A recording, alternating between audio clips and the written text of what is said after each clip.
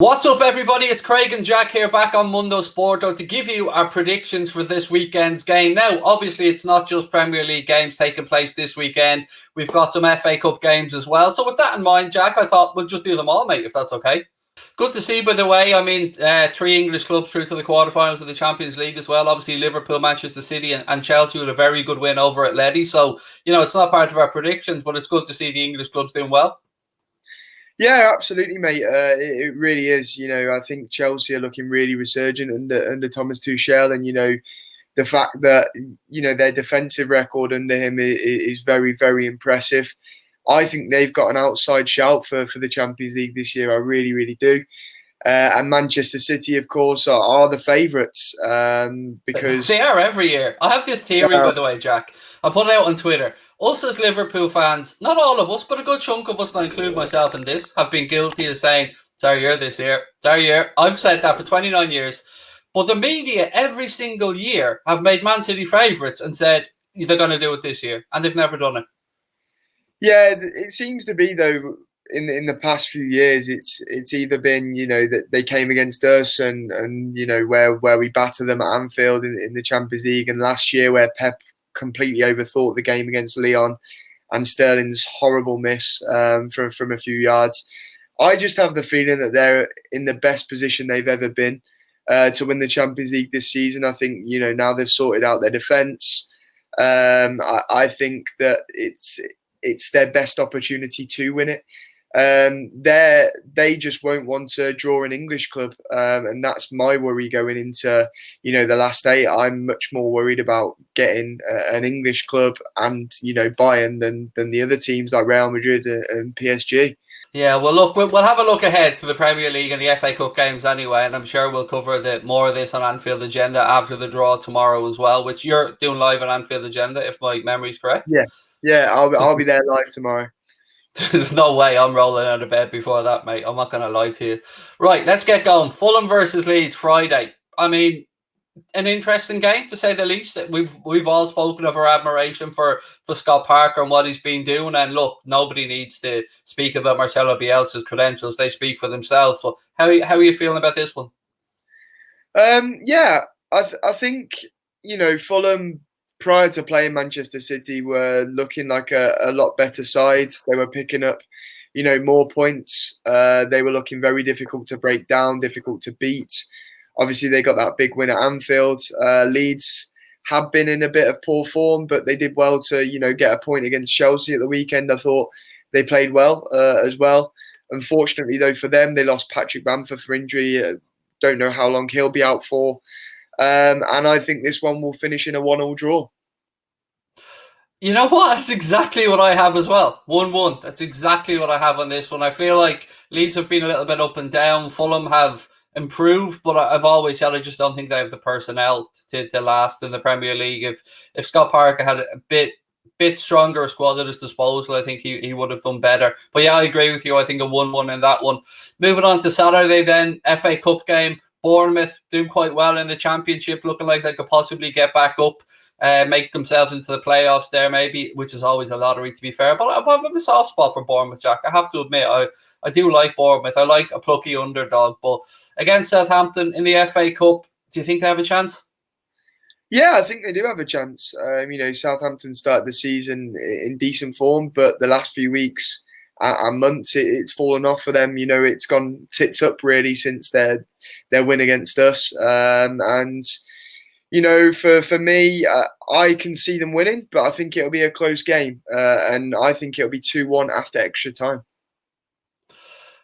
I've gone for a 2-1 win for Southampton in normal time. That's what I've gone for in this one. It is always tricky to call because we don't know how strong, for instance, the Alpine Klopp will go with Southampton. We don't know how seriously he'll take the competition, but it's quarterfinal stage, so probably will be taking it pretty seriously. Yeah. And again, a potential route into Europe there. Yeah, I do think Southampton will win 2-1, but I think they'll be pushed into extra time to do it. As you say, Bournemouth are a decent side. They've been very up and down in the Championship this season. Obviously, they've had issues with their manager. They've now got a new one. But yeah, I think it'll be a close game. Big game then in the FA Cup, probably, well, one of the joint two biggest ties of the quarter-final stage, I'd say. Everton versus Manchester City. How are we feeling about this one? Obviously, it's at Goodison. Everton have Dominic Calvert-Lewin back and firing. Manchester City, well, look, they're just a well-oiled machine at this point, aren't they? And on for a potential quadruple as well. Yeah, I can't see anything other than a City winning this one, and I don't know whether that's because of my biased agenda against the Ev and them not winning trophies. But yeah, for me, it's going to be a comfortable win for Manchester City. I'm thinking 3-1. Yeah, I think the same. I think even the fact that they've been able to rest Raheem Sterling recently and not really start him and play him too much just goes to show the quality of the squad that they have and how well they've managed to rotate this season. So I'm going to go for a 2-0 Manchester City win in that one as well. And no disrespect to Everton, they could have been playing anybody, and I'd probably be going Manchester City in this, to be honest with you. Next game up then, it's a Premier League game, Brighton against Newcastle. An interesting one. I mean, we're all quite fans of the way Graham Potter likes to set his team up and play. Steve Bruce looks like dead man walking, to be honest, at Newcastle there. There's been lots of different talk about potential managers. What do you think here? Well, it's a huge game, isn't it? It's a game of, a big magnitude in terms of that relegation battle down there. Brighton did really well last weekend to pick up 3 points against Southampton. Newcastle as well got a draw with Aston Villa, so both teams managed to pick up some points, and both of them will not want to drop points in this one. A win will be huge for either side. I fancy Brighton, and I think it'll be a 1-0 win for Brighton. I similarly fancy Brighton, like yourself. I think I predicted them to score 2 last week. I think I got that part right, if my memory's right. I'm going to predict them to score 2 again this week. So I'm going to go for a 2-0 win for Brighton. I have a lot of admiration for Graham Potter and the way he sets his teams up. And I think they have some good players there. Obviously, Basuma as well, being linked to our club at one point. Ben White, some good players. Lamptey, unfortunately, missed a lot of the season with an injury. But yeah, I think Newcastle will lose this one. And look, I have a lot of love for the Geordies as well. The way they treated Rafael Benitez, the fans, I'll always have a special place in my heart for the Geordies for that. I'm sure you're the same, Jack. Yeah, I am, but I feel like with Newcastle, I feel sorry for them because of the situation they're in with Mike Ashley, but they're a laughingstock under him, aren't they? And it would be typical Newcastle for after the summer they had last year, where they thought they were getting a takeover, where there was talk of Pochettino becoming their manager and Kylian Mbappe signing for them, to then be relegated the season after. I just think it would be very typical, and I wonder if they do lose this weekend, if that is the end of Steve Bruce's reign at Newcastle. I've even heard some potential murmurings of Mike Ashley reaching out to Rafa to see if he could come in and save the day. I'm not sure how interested Rafa would be in hooking back up at Mike Ashley. I'm sure he'd have no problem going back to the club as a whole because, as I said, the supporters idolise them, and rightly so. But interesting, as you said, to see what will happen if they do lose this weekend. He does look like a beaten man, though, Steve Bruce. It's written all over his face, really. Yeah, and they've had some bad luck with injuries, as many Premier League clubs have this season. Losing who in my opinion is one of their best players, Alan St-Maximin, for such a long period due to him getting long COVID, and Callum Wilson has been in and out of fitness too. They've had quite a few injury issues, and it's probably frustrating for Newcastle fans to see them back down in a relegation battle again. But you'd like to think that within their squad they've got the quality to stay up, but we'll have to wait and see, I suppose. That moves us on to Sunday then, and an FA Cup game, Chelsea taking on Sheffield United. Obviously, Chris Wilder gone now, which I've got to be honest, I wasn't expecting one bit, but he's gone, and Chelsea under Thomas Tuchel, they're not conceding, that they're winning. They're rotating their squad well. I mean, surely, Jack, this is everything. This is a Chelsea win, wrote all over it, surely. Yeah, the decision to get rid of Chris Wilder at this stage of the season, in my opinion, is absolutely ludicrous. I think for me, that whole, if they were going to get rid of him, they needed to do it earlier. They've done it at a point in the season now where no manager could have kept them up. They're pretty much dead and buried. And he's a man that was loved by the fans, and I'm sure you speak to Sheffield United fans, they'll tell you if they wanted to put trust in anyone to bring them straight back up to the Premier League, it would have been Chris Wilder. And I'm looking at that Sheffield United squad, and they've struggled this season. They've really been affected by the lack of fans at Bramall Lane as well. I think their decision to get rid of Chris Wilder was a poor one. I really do. And we saw them against Leicester last weekend, and they just got absolutely battered. And I think it'll be another big defeat for them against Chelsea. I'm saying 3-0 Chelsea. Yeah, I mean, I think Chris Wilder is a proper football man. I think all of us like Chris Wilder. I mean, he was somebody that just spoke, honestly, called it as he's seen it. The only thing I can say maybe in defence of the sacking, if there is a defence to be had, because he is a proper football man, maybe it's just to allow potential new manager, although they've only got an interim one at the minute, to have a look at the squad maybe and see what he can work with in the Championship next season and what might get them back up. I think Chris Wilder has done enough at Sheffield United, though, to prove that he can do that. I think, as I say, I think he is the best man to bring them straight back up from the Championship next year. There's questions about some of the signings he's done. Obviously, Brewster didn't work. They've seemed to sign a lot of strikers, and that's been their issue, like putting the ball in the back of the net. But, I just think it's very harsh, the things Chris Wilder has done for that football club over the last few years, and, their rise from League One to the Premier League after a significant absence away from the Premier League. I just think, I'm very confused and disappointed in the sacking, to be honest with you. Yeah, it's one that I think took us all by surprise. And again, I want to just reiterate our admiration for Chris Wilder as a proper footballing man that I've always admired for his honesty and his no nonsense approach. I mean, that's something that personally I really, really like to see. Moving on then to a Premier League game, bit of a London derby this, West Ham, Arsenal off the back of a North London derby victory that, Eric Lamela played two massive parts in, with a Rabona goal that was beyond ridiculous and then a red card that was beyond stupid. Yeah, it was a weird North London derby. We saw that Puskas award winner, in my opinion, of a finish by Eric Lamela, and then a silly sending off from him. A moment of magic became a moment of madness for Eric Lamela. I think Tottenham weren't really at the races during the North London derby. I thought Arsenal, on the other hand, looked good. I was impressed with Arsenal. They looked a lot better than they have done in large parts of the season. They've had a few players returning from injury now. Thomas Partey, I think, is a big one for them too. It's interesting, that whole saga with Aubameyang and what's going on there. But yeah, West Ham as well. Narrow defeat to Manchester United last week. They'll want to bounce back. But for me, I think it'll be on as even, and I think it'll be 0-0. Again, I'm going to agree with you on the result, just a different scoreline. I think 1-1.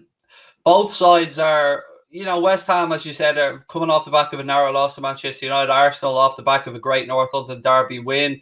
I can't see either. I know this won't appease either fans watching, but I can't see West Ham hanging on to a Champions League place or really sticking the pace in the Champions League place. But this is an interesting game, and two clubs that I think are going in the right direction, albeit Arsenal fans might look at me a bit oddly in saying that. I liked Arteta's stance on Aubameyang showing up late and saying, "No, mate, sorry, not good enough." I like that. I like that he laid down a marker, and I think it sets the tone. And it sets the tone that he's a no-nonsense guy, and that's the way he's got to take care of the club. Yeah, he's got a big job to do. You can't underestimate the job that Mikel Arteta has to do at Arsenal, because it's not just improving them on the pitch, but Arsenal have so many issues off the pitch too. And I thought in January there were some positive signs for Arsenal. Getting rid of Mustafi and Özil, who I think were dark clouds hanging over the club and have been for some time, especially Mesut Özil. People couldn't understand what was going on there. There was clearly something that happened behind the scenes that we're not aware about. But yeah, I think it was a good window for them, like moving them on, both on big wages, of course. And then, like you say, him stamping his authority with their club captain saying it's not good enough, and showing the rest of the players that he's not going to accept that. I get what you mean about Arsenal seeming to be going in the right direction. I think they're still a long way off where they'll want to be and where they need to be. But I think it's one of them situations where Arteta has a huge job, and at times it does seem to be one step forward, two steps back. I think they've made some decent signings and they've got some good youngsters coming through. The Partey one, if they can keep him fit, I think that is a very, very good signing from the summer. He's had injury issues this season. I'm a big fan of both Bukayo Saka and Emile Smith-Rowe. I think they're outstanding young talents, and Arsenal are very lucky that they've got a very good academy system. They always seem to bring through some really good young talent. But yeah, I just think after that North London derby win, it'd be typical Arsenal to drop points in this one. So I was so close to predicting a West Ham win because obviously they've got Jesse Lingard back, and they were only narrowly beaten by Manchester United last weekend. But I'm going to go with a 0-0 draw. Yeah, I'd add Eddie Nketiah to that list as well of players. I think we haven't seen the best of that young man, and then obviously there was the other guy, Martinelli. Yeah. So there are some promising signs there for Arsenal fans with younger players. The other biggest FA Cup semi-final of the weekend sees Leicester City taking on Manchester United. I see this. Well, actually, I'm going to go first on this one. I'm going to go first for once on this one. I see this one going 2-2 and all the way to penalties, and I can't pick a winner. I genuinely see this one going all the way. It's mad. I was saying penalties too, but I think it'll be 1-1. I can see it going all the way. I was really impressed with Leicester. I know they were playing Sheffield United at the weekend, but there's a lot of talk about us, Liverpool, with our injuries this season. But Leicester have had so many injuries themselves, and Brendan Rodgers is still managing to get them to pick up points, and they're in a good position in the Premier League. They battered Sheffield United at the weekend. And I think a lot of people who are just outside the top four at the minute that have their sights on top four were hoping that Leicester slip up and saw Leicester as the team that were the most likely to slip up. But at the moment, they're doing well and they're continuing to pick up points. And I think Brendan Rodgers will have his sights on the FA Cup and think that it might be a nice bit of silverware for Leicester City and for him to win. So, I think, I think penalties, but I think Manchester United will win on penalties. I actually looked at my notes again and I have United on penalties. I glanced at first and just seen 2-2 penalties, but yeah, I think they'll just sneak through. I think I don't want to be snide here, but they have a bit of experience taking penalties, although be it Bruno is the man for the penalties for them. It's got to be a tough one though. I mean, you can make an argument either way. Leicester are very good under Brendan Rodgers. Manchester United can find a way a lot of the time. But yeah, I think we both agree this one's going all the way to penalties in our view. Final game then of the weekend, a Premier League game, Aston Villa against Spurs. As Liverpool fans, we're going to watch this one eagerly to see who's going to drop points because it will, affect our potential push for a top four. How do you see this one going? It's difficult. I think it depends on the fitness of Jack Grealish. Obviously, we saw today he's not in the England squad, so I wonder if he's not going to be back fit for this Spurs game. Spurs need to bounce back after that North London derby defeat. But I like Villa. I really do. And though they've had a slight dip in form this season, not this season, sorry, the last few weeks after what has been a really good season for them. I put that down to injuries. Obviously, Jack Grealish, a pivotal player for them. I honestly think Jack Grealish is one of the best players in the league, and certainly has been this season. And also I think Matty Cash being out injured has been a huge loss for them. I think he has adjusted to the Premier League really well. He's been a real good addition for them. I think it's going to be a tight game, but I think Spurs will just nick it 2-1.